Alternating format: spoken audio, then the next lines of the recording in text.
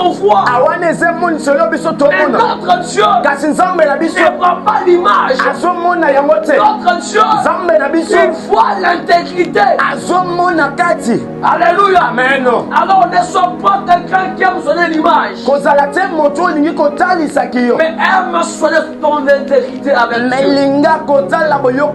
C'est très important. Alors quand le sacrificateur, on doit tout faire pour que notre travail rende gloire à Dieu, pour que notre vie sur la terre rende gloire à Dieu.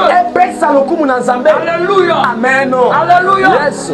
Écoutez, bien-aimés, un sacrificateur doit être sûr de lui-même. C'est pourquoi j'avais dit, quand on est sacrificateur, on ne peut pas l'être sans avoir la foi.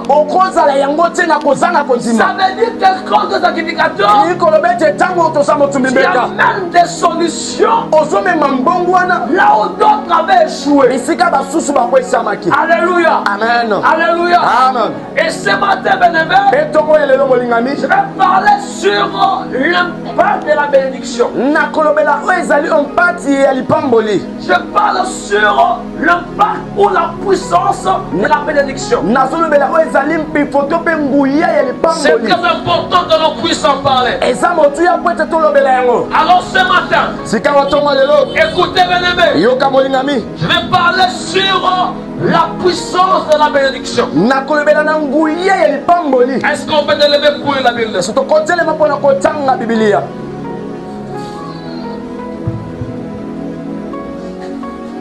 Nous sommes dans Genèse. Alléluia. Amen. Il y a des bénédictions qui suivent les générations. Donc ça va de père en fils. Écoutez, bien-aimé, Esaü avance. Son père lui envoie. Comme tu es chasseur,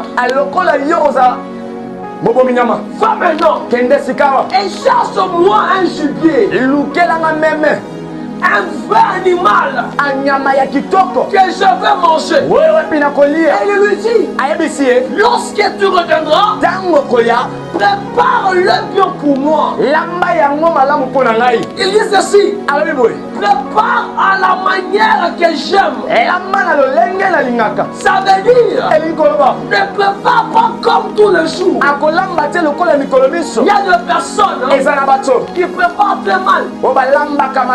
Alléluia. Amen. Il y a des mamans qui préparent très mal. Donc ce que toi tu veux manger, mais tu le prépares mal. Ton dépôt est vide, donc Dieu il est rentré. Amen. Yes. Alléluia. Amen. Écoutez, bien-aimé, Isaac appelle Esaü. Il lui dit, viens maintenant. J'aimerais te bénir. Et le fils, il se passe que Esaü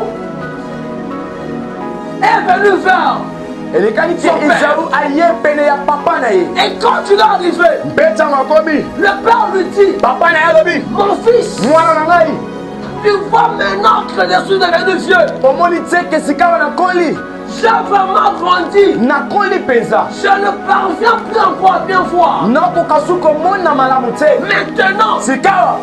je vais faire quelque chose. Je vais te bénir avant de mourir. Écoutez, bien-aimé. Oh, lorsqu'on veut mourir et qu'on veut laisser quelque chose, ce qu'on laisse avant de mourir, ça s'appelle un héritage. Dans un autre terme, ça veut dire que avant qu'Isaac ne meure, il voulait laisser l'héritage à son fils Esaü. Cet héritage-là, c'était ce que son père avait donné à Isaac. Ça